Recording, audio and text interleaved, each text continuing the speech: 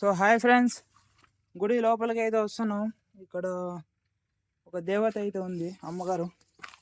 ఇది ఎంట్రన్స్. గుడి లోపలైతే ఇలా ఉంది. పురాతన కట్టడాలు, ఇది శ్రీకృష్ణదేవరాయల కట్టడాలు అని చెబుతూ ఉంటారు. ఇక్కడైతే ఒక సింబల్ ఉంది చూడండి. పైన గోపురం అయితే ఇలా ఉంది చూడండి.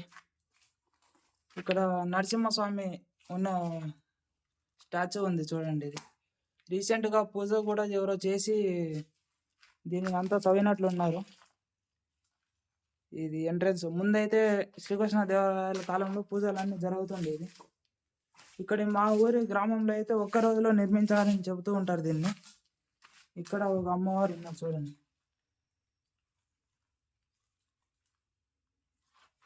ఎంట్రన్స్ ఇది.